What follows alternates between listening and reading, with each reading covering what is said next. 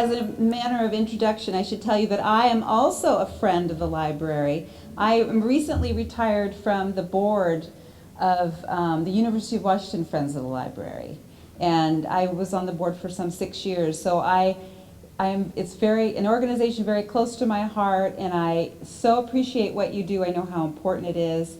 And I also want to say, as Poet Laureate, that I have been calling upon librarians all over the state to help me achieve my goal, which is to visit all 39 counties in Washington state. This is a personal goal that I set for myself. People ask, well, what is a Poet Laureate and how do you get to be a Poet Laureate? It's actually a job application.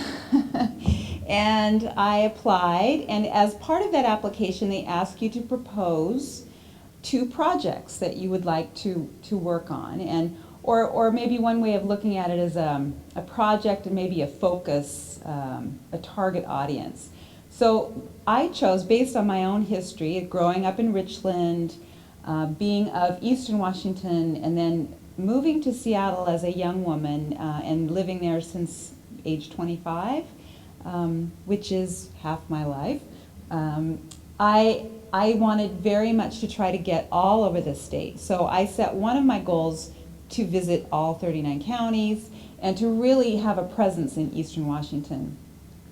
And my other priority, my sort of focus group, was to work especially in the schools, but especially with 3rd, 4th, and 5th graders, which is a group. I feel like I'm charged with the idea of building an audience for poetry, not just serving the poets we already have and the people already interested in poetry, but it's a perennial issue for poetry to try to find new readers, a new accepting audience. And so, to my mind, the best way to go about that is to reach children when they're still excited about their reading and writing. Anything is possible, and they become very capable readers and writers. So that has been a big focus for me. And I thought I would start my conversation with you this afternoon by sharing with you just a little bit about that idea of teaching poetry in the schools. And I have been working through organizations like Writers in the Schools and another, which is the Jack Straw Foundation, which also gets into the schools, working with kids, teaching them how to write poems.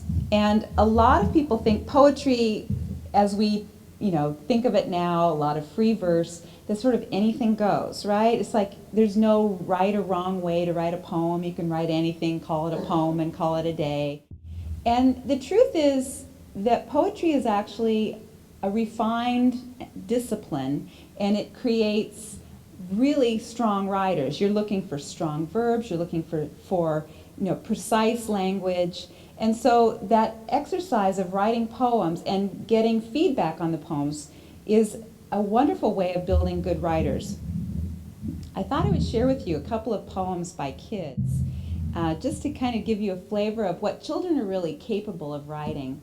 These are all kids that I've worked with through the years, and they invariably get excited responses. This first poem is called Ode to S. So I brought this lesson into a class of 3rd graders, and I don't know if you're familiar with Pablo Neruda's odes, but he wrote this whole group of odes in the 50s that were meant to be published in the newspaper, and they were very long and skinny, like a newspaper column, and they were just about ordinary things like Ode to Salt, an ode to a fish in the market, an ode to watermelon, an ode to my slippers. And so I'll read 1 or 2 of those poems to the students, and we talk about these remarkable similes in the poems, and what are some things you can do in bringing in your sensory language and so forth. So then I kind of send the kids off, and they go and write. And Kate, the author of this poem, she decided to write a poem about the letter S, which is a pretty cool idea for a 3rd grader, right? And I think she knew she had a great idea. So this is her poem called Ode to S. S swirls around each star. It dances on the rain cloud of the world. S. You hear it coming when S streams by, as if it was late for something, almost as important as a newborn baby stepping into the light of the universe. S has the texture of dew in the morning as the mist streams out of the night before. S dives into the depths of children's words, sometimes separated, soaring S.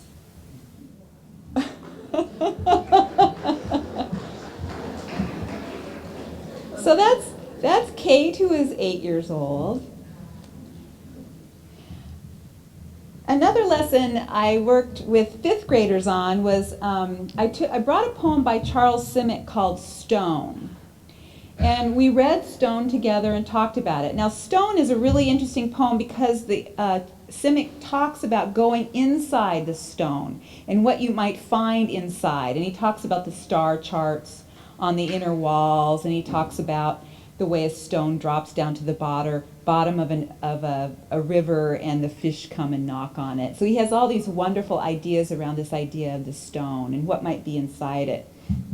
So one of my fifth graders, a little girl named Emma, she's at that wonderful age, kind of poised between childhood and sort of beginning to peak at adolescence a little bit. And of course, all the boys around here are just pure little boys. So this is her poem called A Little Girl's Journal. Go inside a little girl's journal to reveal a note that is written to a boy she admires. Let somebody else wonder what secrets are hidden inside.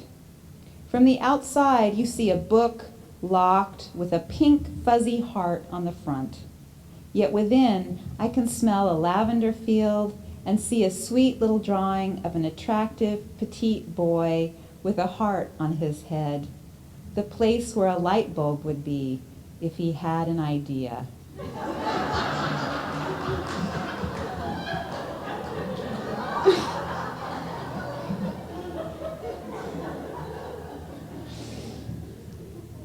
Okay. Let's see. I'm going to read a beautiful little quiet poem, also by a fifth grader. His name is Michaela.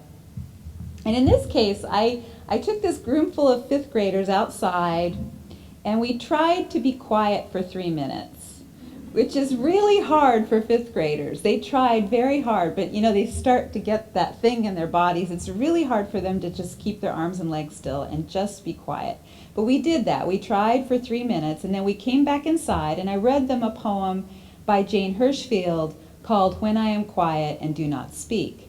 Now, in Jane Hirshfield's poem, she's talking about sort of her practice as her Zen practice, where she's trying to kind of get her mind into the present and not hear the things around her, the ordinary bits of life that are calling to her from all over the room. But in this poem, I wanted the kids just to be, you know, how do they respond to the idea of quiet? And this is Michaela's poem, and she called it too, When I Am Quiet and Do Not Speak. When I am quiet and do not speak for a long time, I enter my special place, the moist, mossy place by the side of the gentle, moving river under the fir tree. I feel like a cake topper frozen in my place. When I am quiet, I am the crab inside the shell and the invitation inside the envelope. The happiness of playing children, the wind blowing harshly outside. When I am quiet. Did I read the line about the crab inside the shell? Okay, thank you. You know, it's very distracting to have that view out there. I kind of forget where I am. I was warned by Nancy that might happen. Okay, and I'm going to share one more student poem. This is by a boy named Cameron, who's also a fifth grader. And in this poem, the assignment was, you know, children are always writing about themselves, and it's a very kind of autobiographical age. And so I wanted them to try to think about writing in a voice of a they, and talking about a they, whoever that they might be. And it could be kind of a mystery who they was. And Cameron, I found out later, and I don't know if I should tell you this in advance or not. It might, but I'll tell you that he was writing, it turns out he's writing about his guinea pigs, but I had no idea. He uses language in here that I'd never heard before. He talks about popcorning as a verb. They popcorned, gnawed, and squeaked. And when he talks about popcorning, he's referring to this thing that guinea pigs do when they're frightened or when they're startled. They jump straight up and down like that. They just like pop right off the ground, and that's called popcorning. So even kids, sometimes they'll know a lot about some subject, and he happened to know about guinea pigs. So this is called Little Magics. They loved pie and the small chew toy in the yard. They loved the pat and emotional tug of a friend. They loved run-on sentences. They loved the higgledy-piggledy, topsy-turvy, up and down, over and out sound. They looked at the glass, purred, and ate. They popcorned, gnawed, and squeaked, and they loved it. They hid, then scratched. They hated that. They loved helicopters and screaming for no reason. They loved skipping the middle and going to the end. They loved mixing and not matching. They enjoyed poems. They loved words. They loved and loved every sound and feel of all the little magics. They loved song. They smiled at Alexander the Great, and they understood every second. They loved chicken soup. They loved me. They loved random hum like messy classrooms, and they loved sayings and not endings. So you can hear that wonderful particular language that Cameron is using in that poem. And those skills that they develop through their poetry writing can be applied to any writing they do at any time. So teaching poetry is actually a wonderful discipline for writing skills later on. Okay, so another thing I wanted to do with you this afternoon was to bring some poems by poets that are writing all over our state. And we happen to live in a rich, as you can imagine with a view like this, a very, very rich place for writers, including poets, and we're known for that actually. One of the privileges I have as poet laureate is to put together a blog, which I call The Far Field, which is named after a poem by Theodore Retke. And I post Washington State poets on that website 3 or 4 or 5 times a week. And some people are very accomplished poets, some people are new. I've published student work, I've published third graders, and it's just a great pleasure to have this opportunity to bring all these voices together. And I include a bio for the poet, links to their books, and then a kind of a feature poem. And it's all indexed, so I encourage you to check it out so you can see really how powerfully vital and alive and active the poetry community is in Washington State.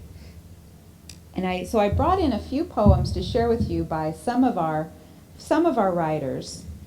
And I thought I would begin with a poem by Tim McNulty. Tim is from the Port Angeles area and is a very well-known and very beloved poet of the woods and wilderness. And this particular poem comes from a little chapbook he's written called Some Ducks, and it's the title poem, Some Ducks. He wrote a whole series of poems for his daughter as she grew up. And this one really, really charms me.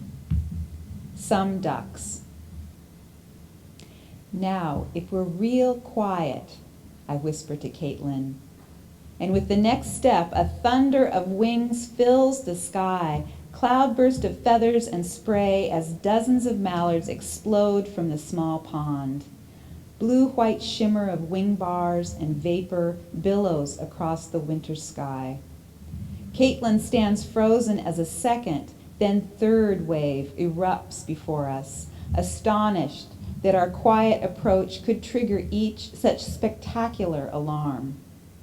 The roiled surface splashes up in waves over the shore ice. The din of wing beats fades, and the sky is suddenly monumental in its emptiness. Our eyes meet with my unfinished thought. We might see some ducks.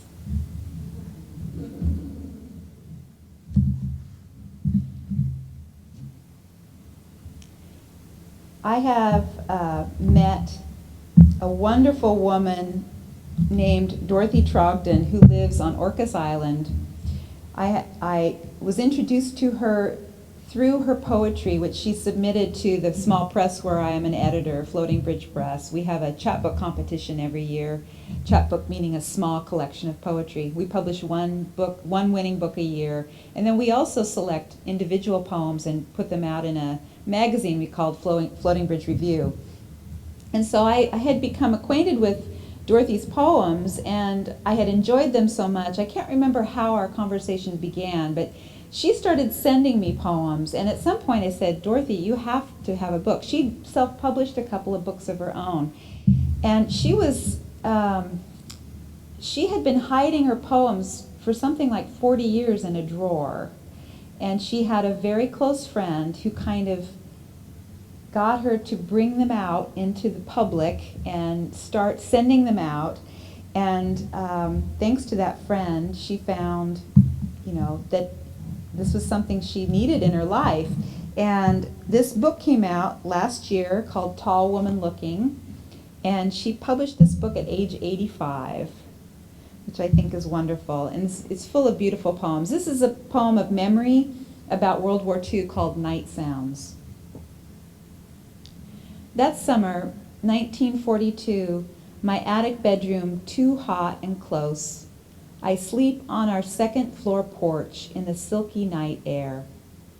While I wait for sleep to carry me off, I hear bullfrogs chirrup on the banks of the river below the house, a summer sound in the quiet Maine night. Above me, the blackness is scattered with stars, and I watch the moon shedding her shawl of birch leaves as she slowly rises to take command of the August sky. Then a new sound comes out of the night. Airplanes, 3 or 4 at a time, move always north, the drone faint, then louder, and lights no bigger than pinpricks among the stars. Night after night I hear them heading to Labrador, to the black, blind seas of the North Atlantic, on their way to Britain, and I think of the men up there in the dark, not much older than I am, and I feel the world's sadness filling the night, the weight of it pressing down.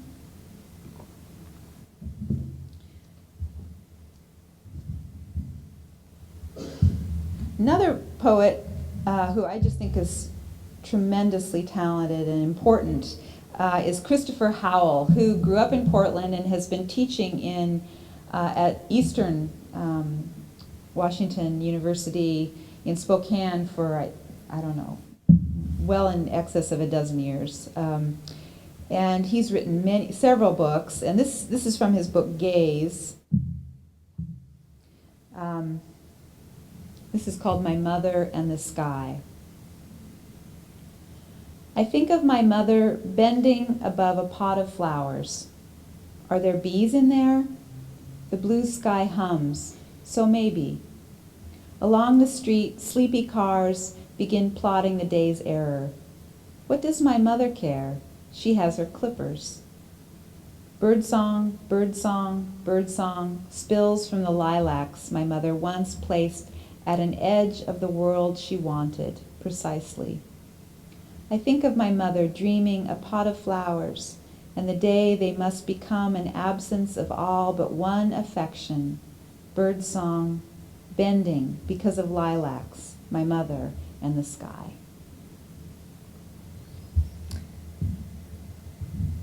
Okay. I actually started writing poetry. You heard that I had an engineering degree. So I actually had 2 engineering degrees, and then I quit work when my second son was born so I could be home with him, and I started taking night classes. So I took a night class on handwriting analysis, and I took a night class on jazz piano improvisation, and I took a night class on poetry writing. And I had been visiting the library, checking out poetry anthologies. It was just something that I started to feel like I wanted to look into poetry. So I took this class and I fell madly in love with it. I had a wonderful teacher. He was funny and very supportive. And I remember the first night I turned in a poem, he held me after class. We walked back to the car together, and he said, I think you're good. I think you've got something here. I was so excited that when I backed the car up, I bashed into this big pole in the parking lot. And I went home and I rushed in to tell my husband, and I said, he likes my poetry. And I said, oh, and I banged up the car. But he was so wonderful. He knew what was more important. So he was very patient about it. So I have this book is by my first teacher, Michael Hickey, who's wonderful, funny, clever, soulful kind of writer, and these are a couple of poems of his that I love. So the first one is called Poetic Justice, and they're very short poems. Poetic Justice. Occurred the day the man who designed high heel shoes married the woman who invented the necktie.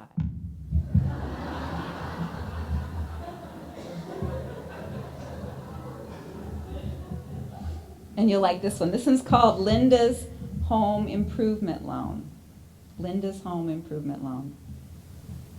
Linda went to the bank, borrowed $2,000, and gave it all to her unemployed, uninspired boyfriend, Darnell. Here, she said, get out of my house.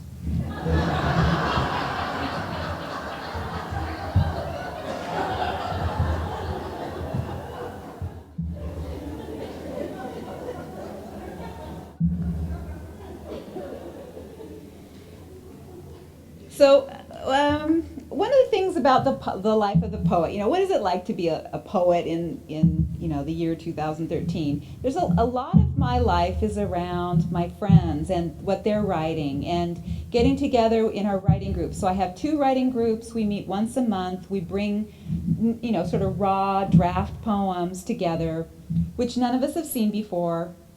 We have a copy for everyone. And we read them together, and then the poet, whose work it is quiet with a pen, and then everyone else starts talking about the poem. What are the things that they're noticing about it? What are things that they think are working? What are the things that they don't think are working so well? And it's often the group is, I think the best and the strongest groups have poets who have very different sensibilities. So one may be kind of way out, kind of wild, and more experimental, and somebody else is much more traditional, more of a narrative poet, and just to have that whole variety of sensibilities is actually really helpful to get interesting feedback from a lot of different perspectives.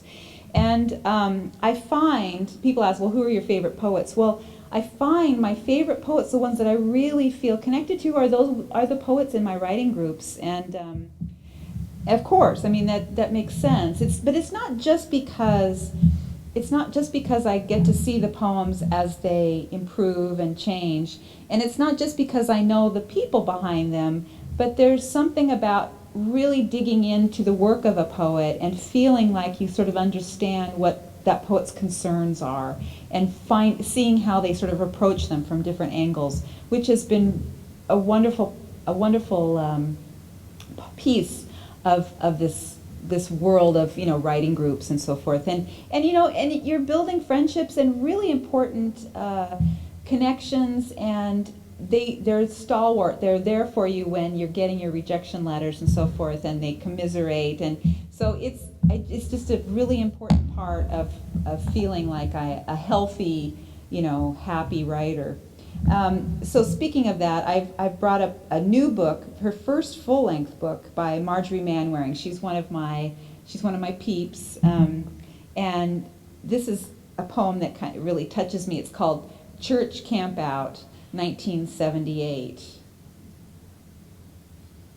Summer hearts buzz like sapphire dragonflies. 8 of us squeezed in the back of Pastor Dean's pickup, fluorescent bikinis, faded cutoffs, the peculiar pheromone of lake breeze, sweat, sea and ski, my right thigh touching Ron Mayer's left, and on Chris's transistor radio, Magic Man by heart. That screech and pulse anthem to small-town adolescence. At the beach, through dime store sunglasses, I watch lanky boys, athletic girls, dive from the rickety dock. Surrounded by splashes and screams, Ron puts his arm around Ruth, offers up his bright orange beach towel, drapes it around her like a coronation cape. Ruth, tall, tanned, starlight blonde, has the flush of something freshly plucked. More than just sun on her skin, though exactly what, exactly how, remains elusive, something not for me. At Sunday morning's campfire service, pretending Ruth is not there, I sit on the log behind Ron, study the back of his head, brown curls blending into swirls of smoke and sunlight, fire burning strong, cedar logs crackling. We sing, pastor accompanying on guitar, each of my breaths drawing into me the glories of God, his pines, his sky, the magic word of each refrain, threading my voice to some vibrant fabric both holy and earthly, suspending me in an exquisite moment, my insides thrumming, the rapid saw of crickets. When Ron turns to me, whispers, "This is Christ's body," I open my palm to receive the bread. Briefly, our hands touch. Flames leap from my cheeks. We close our eyes in prayer, sing, "Morning has broken," my stomach tumbling, my spirit a popped ember flying.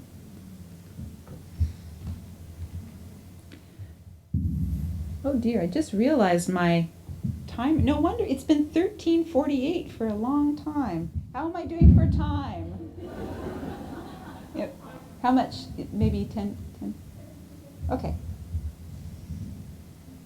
Okay. Another one of my important poetry friends and supporters and a poet I just love is Peter Pereira, he's a Seattle poet who's also a doctor, and he's a doctor at the High Point Clinic in Seattle. And a number of his poems he writes a lot of poems about the garden and nature. He writes a lot of poems about his work as a doctor, which are really just marvelous poems. And he also is very interested in words and wordplay, and he is a killer Scrabble player. And so this is we invited him to join our writing groups many, many years ago. And if I recall correctly, this is one of the very first poems he brought into class. It was not class, but into our group. And it was just basically this poem without any changes. And it was sort of like, what? And it has since been translated into other languages, and it's been anthologized all over the place. It's an amazing poem, and it's called Anagrammer. So if you remember what an anagram is, you're taking a word like star, and its anagrams are other words made of those same letters. So star could be arts or rats or arts. Those are all anagrams of each other. And he created this poem out of anagrams called Anagrammer.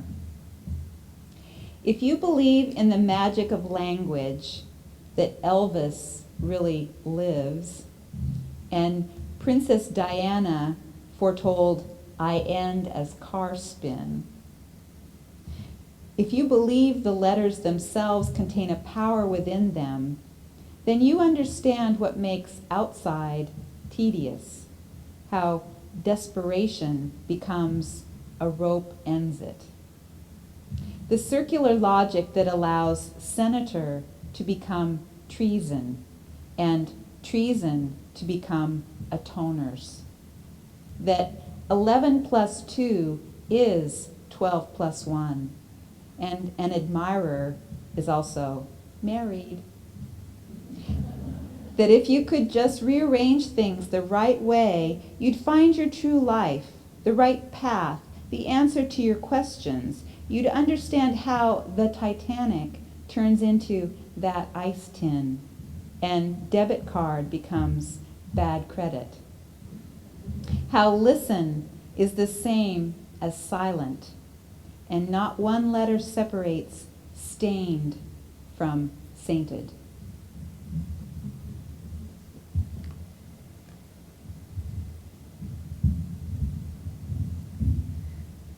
Okay, I think I'll finish up these poems with a young voice. We're always looking, especially at Floating Bridge, we're always looking for new voices, new poets, new concerns. And this is Casey Fuller, who's a young man. He's actually moved down to Portland now, but I still count him. He lived his whole life in Olympia until like a year ago, so I still count him as Washington State. And this is his chapbook that we published at Floating Bridge Press. And this is, we see all these young kids walking around with their hoodies, their blue hoodies or whatever, with the hood pulled up over their head. And I just love this glimpse inside. It's called Blue Hoodie. You have made it through many things I did not want to do, and many things that have made me very happy. And as a thanks, I keep wearing and washing you, putting you over wools and cottons, and I am finally content to let you unravel at your sleeves so you can keep revising where you end. I have wiped my nose on you, and you have spent much time in a canvas bag folded up with fruit, and you have brushed forklifts and bicycles and almost everything I have written over the last 7 years. I have lost you and found you and used you for a pillow, and when the police pepper sprayed the kids protesting on the corner, you were the first thing I reached for to cover my face. Strangers have worn you, and my mother has sewn you, and I have scissored holes into your seams so you could be gloves. I have gone to sleep in you and used you for a blanket, and I have woken up to find the person I most love wearing only you while they made scrambled eggs for breakfast. You have touched me more than anyone and known my habits as well as anything, and you have hovered around me like a blue kind of halo as I walk through each of the buildings and out onto the thin decks that always have the best views of the city. Okay, so I thought I would end up maybe with just 2 or 3 of my own poems. I'm going to read poems, I think, from Famous, which are poems they're poems written over that first 10 years of my life as a poet. So they're poems that are filled with family, my parents passing away, my children as they're growing up, school, and music and books I was reading. It's really kind of when I laid all these poems out in the effort to kind of put this manuscript together, it was like seeing my whole life laid out over the last 10 years. And then assigning a title for that book was like sort of trying to categorize my life. It was a very interesting process for me. And somehow or rather I ended up with a title called Famous, which is anything but, it's ironic. I just want to make that clear. So this is a poem. I'll start out with my angry housewife poem. It's not you, it's me. Nature abhors a vacuum, but God loves a good vacuuming. The garden was strewn with petals and those whimsical helicopter seeds, so God created woman, watched as Eve unwound the cord, plugged it into the slot between good and evil, and tidied the footpaths, while all the animals sat there, dumb. And when she was done, somebody got out the apple juice and spilled. Somebody opened a box of crackers. Somebody trimmed his nails without a thought for collecting them in his palm. And after however many days of consecutive Eden, Eve said, I gotta get out of here. And she did. And the cord snaked after her.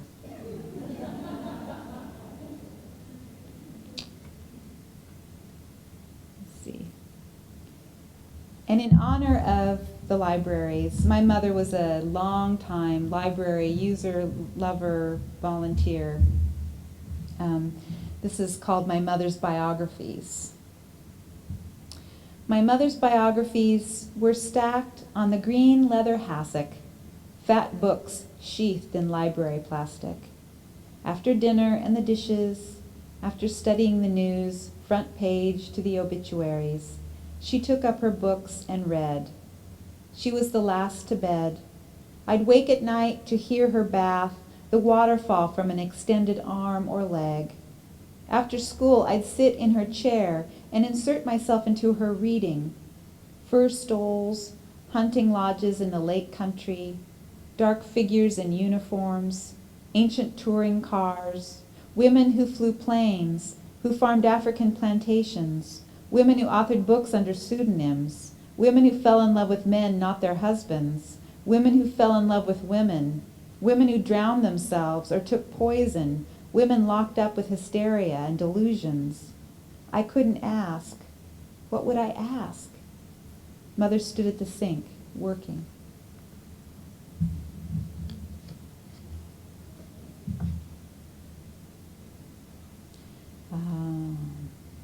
Let's see. Maybe I'll do two more. This is a poem for parents and children. And this is a poem where I've attempted to use my background in engineering and try to blend that with poetry. This was an early effort to do that. And so what I ended up using was that idea of the normal curve. Do you remember the bell curve? So the bell curve is what we have our standard deviations, and the curve, I think it's 98% of the curve is described within 2 standard deviations above and below the mean, if you remember that. And you remember what it looks like. So this is called the beauty of the curve. The curtain lifts on Bryant Elementary School's spring recorder recital. 93rd graders fumble with their instruments, take a breath, and blow. Their parents, braced, breathe too, as hot cross buns emerges, a little scattershot, the normal distribution brought to life. By Go Tell Aunt Rhody, the audience is moved by their sheer pretty goodness. Though one kid knocks her music to the floor, and another squeaks to demonstrate the tail below 2 standard deviations below the mean. The curve implies that somewhere on stage, another kid just played a note so sweet he might shatter Mrs. Wiedermeyer's glasses. And if there are a mother and father who think that child is theirs, may they be forgiven, even if the child shining in their eyes is moving his fingers slightly out of rhythm, even if he's never led the bell curve in his life. In consecutive measures of almost unison, it's easy to believe these children are musicians. Their parents do. So stirred by Ode to Joy, they rise to their feet with the final phrase, clapping from the darkened auditorium at once, as one, heroically, like the parents they've meant to be. Okay, let's see, one last poem. What will it be?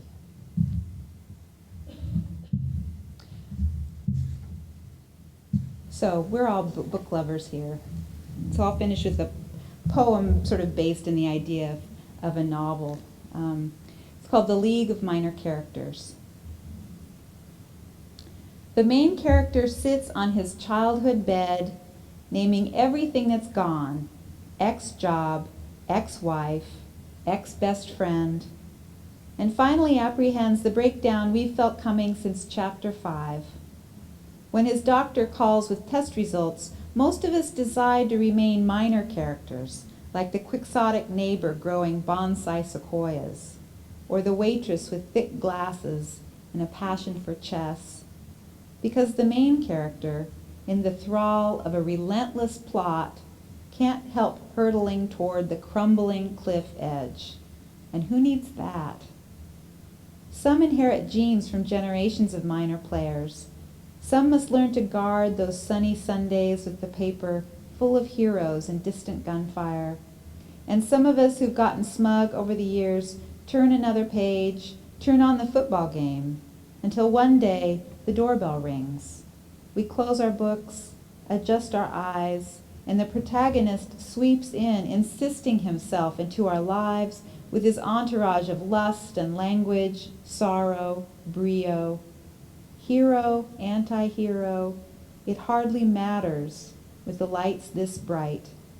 The music crests, and it's time to speak. Thank you very much. It's been a pleasure to be with you.